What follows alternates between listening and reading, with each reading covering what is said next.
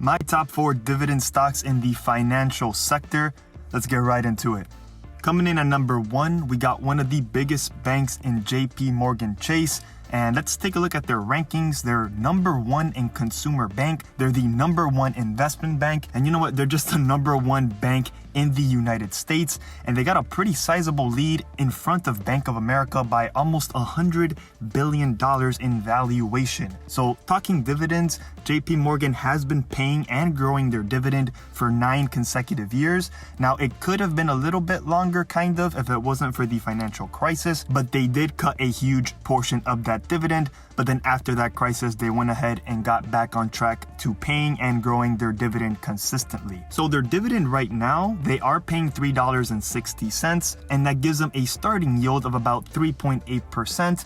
And if you compare that to the 4-year average, that is a pretty attractive opening yield. It is higher than the 4-year average, but taking a look at the earnings, we do have here the projected 4 quarters for JP Morgan Chase, and they're projected to do $6.34. Now with their dividends at $3.60, that gives them a pretty good payout ratio for a financial company of 57%. I wish it was a little bit lower, but 57% is fine. So as far as their valuation, they do have a 5-year average PE of around 12, and a good buying opportunity in my opinion would be at around a 10 or 11 forward PE. Now that is a pretty significant drop from the current prices right now, which is at around 90, but I rather get this company at a good discount, especially with the current conditions that we have now, especially in the financial sector. So as far as my position with JP Morgan Chase, I do have 7 shares with an average cost of around 96. I did buy into this stock before the whole pandemic situation, and I do want to continue to buy more shares to bring my average cost down, but I want to do it very patiently because again, the financial sector is not in the best shape right now, but I definitely average into this stock, especially since my average cost is in the mid 90s. So I probably would start buying a couple shares here and there in the 80s, but preferably a really good discount would be at that 10 to 11 forward PE. Now, looking at the growth rate projected for JP Morgan, they are projected to grow at that 5% for the next 5 years annually, which is solid for JP Morgan Chase. Moving on, we got Goldman Sachs, the investment bank, which is actually the number 2 investment bank in the United States behind JP Morgan Chase. And the story behind Goldman Sachs right now, at least, is their 3-plan growth strategy. Number 1 is just to continue growing their existing business, which is pretty much their investment side and their IPO side, which they're doing really well to be number 2 behind JP Morgan. But the second growth strategy, which is the one I'm most excited for, is them building out their transaction banking and also building out their consumer side. Now, the consumer side is what we're more familiar with, which includes the Marcus savings account, their upcoming checking account, as well as their digital app on the iPhone and Android, which is a pretty good app. I actually do use the Marcus savings account. And lastly, the Apple Card as well. That's a good opportunity for Goldman Sachs to attack the consumer market, which is something they really haven't taken seriously up until now.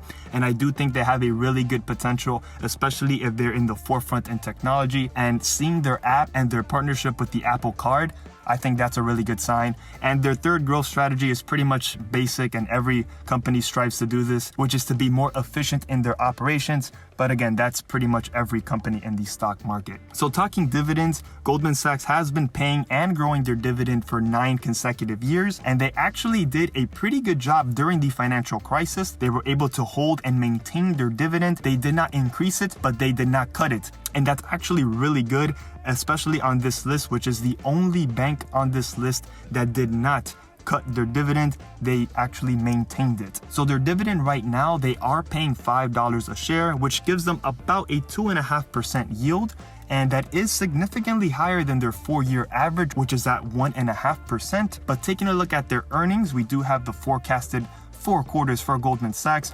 They are projected to do $16.53, and with their dividend at $5, that gives them a very good payout ratio of 30%. That's a payout ratio that I feel a lot more comfortable with, and a payout ratio that they can easily grow and maintain their dividend moving forward. Now, as far as valuation, they do have a 5-year average PE of 12, and I think buying this stock at around a 10 or 11 PE kind of like JPMorgan Chase would be a good buy, which would put it at the 169, 179 price range. And as far as a position on this stock, I do own 5 shares with an average cost of 183. Again, this is another stock that I bought before the pandemic, but if the stock does reach those valuations, which is not too far off, the 179, basically anything under 180, I will start buying a little bit more and building out this position in my portfolio. Now, taking a look at the growth rate for Goldman Sachs, they are projected to grow just over 4% for the next 5 years, which honestly, if they do build out their transaction banking and their consumer side, I think that percentage is a little bit low, but I guess we're going to have to wait and see. Coming up next, we got Bank of America, which is the number 2 bank in the consumer side behind, of course, JPMorgan Chase. Now, this is a bank that I actually really like as far as their branding and their banking technology. So I think they got one of the best credit cards out there with their cash rewards card.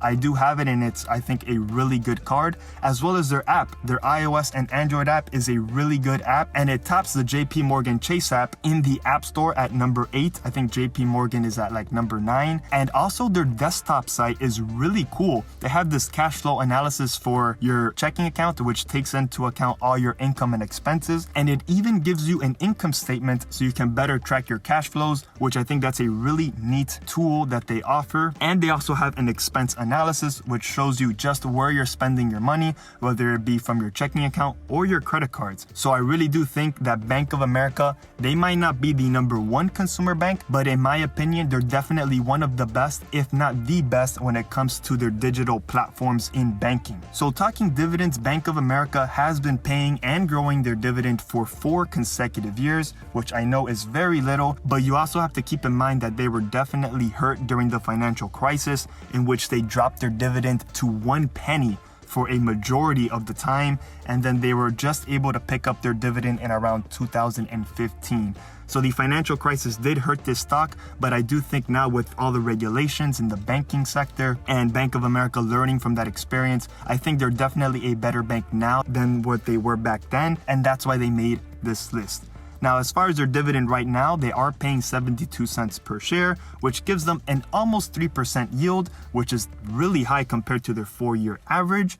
Now, taking a look at their earnings, they are projected to do $1.62 for the next 4 quarters, and with their dividend at 72 cents, that gives them another good payout ratio of 44%. I like to see that under 50% mark when it comes to the banking sector, so that's really good. And as far as valuation, they do trade at an average PE of 13, and a good buying opportunity I think would be around that 11 to 12 PE, putting their stock just under $20, which I think would be a good entry point for me, especially since I don't own the stock. So looking at Bank of America, they are trading in the mid-20s right now.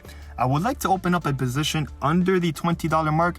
They are trading at a current forward PE of about 14, 15, so it's a little bit expensive right now, I think, but I can definitely see myself adding this bank to my banking sector in my portfolio. Now, as far as growth, they are projected to grow at around 5% for the next 5 years, which is a little bit higher than JPMorgan, which is pretty nice.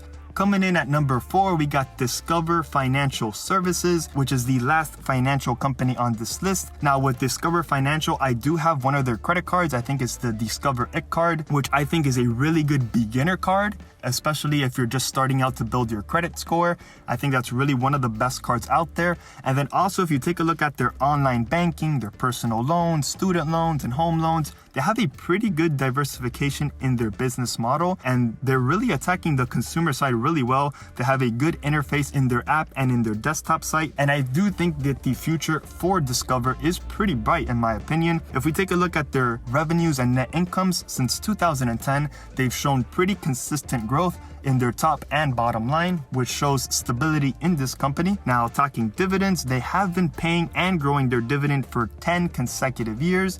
Again, this is another company that was hurt by the financial crisis, in which they had to cut their dividend pretty significantly, but then they were back on track in 2011 to growing their dividend. So as far as their dividend right now, they are paying $1.76, which gives them a yield of just above 3%. And compared to their 4-year average, again, it's higher than the 4-year average, just like all the other stocks. But more importantly, taking a look at the earnings, they are projected to do around $3.51 for the next 4 quarters. And with their payout at $1.76, that gives them a payout ratio of 50%, which I think is really good. Now, with one thing to keep in mind with these analysts' projections, they could be off as they were in the last reported quarter. Analysts were expecting a lot more than what they actually reported. Now, that was mostly due to the pandemic situation and all the uncertainty, but just something to keep in mind. So their average price to earnings multiple over the last 5 years is at around 11, and I think a good buying opportunity would be at a forward PE of under 10. So that would be in the $33-$35 range. Now, as far as me owning Discover Financial Services, I really don't have a position in them. And this is one of those stocks that it's a little bit more risky, especially considering that I could just put my money in JPMorgan or Goldman Sachs or even Bank of America before putting it into this company. But there is a good risk reward factor, as this company does have 10% annual growth expected for the next 5 years, which is double of the other 3 financial stocks. So this one does have a good balance of risk and reward. And honestly, after using their services, I do think they are a pretty good brand, and they do have the fundamentals for me to invest in them.